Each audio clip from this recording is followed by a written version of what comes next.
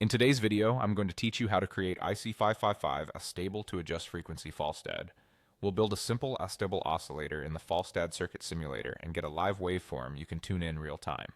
Start by opening your browser and going to falstad.com. On the home page, select Circuit Simulator. When it loads, choose the full screen version so you have plenty of space to work. Open the File menu and create a new blank circuit to clear out any default example. Next, open the Draw menu and add a 555 timer.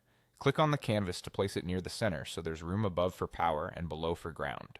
Go back to Draw and add a voltage source with one terminal. Place it above the 555. This will serve as the supply for the VCC pin. Switch to the wire tool and connect the voltage source to the 555's VCC pin. Then, from the Draw menu, add a ground symbol and place it at the bottom. Use the wire tool to tie the circuit's ground node to the 555's GND pin and to the negative side of the supply so everything shares the same reference. For the Astable setup, wire the trigger pin to the threshold pin. This creates a single timing node the capacitor will charge and discharge against. Now open Draw and add a resistor. Place it between the 555's discharge pin and the supply rail you just created, then wire it so one end goes to the dis pin and the other goes to VCC. This resistor controls how quickly the timing node charges from the supply.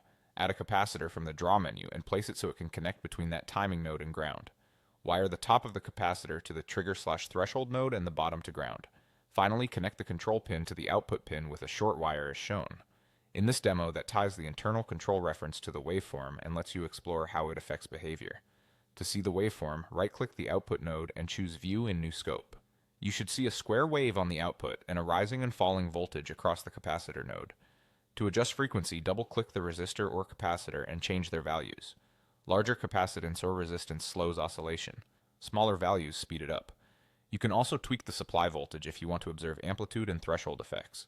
If traces look noisy or too compressed, use the scope's controls to zoom time or change the simulator speed for a clearer view. That's it. You've built a 555 Astable in Falstad and learned how to tune its frequency interactively.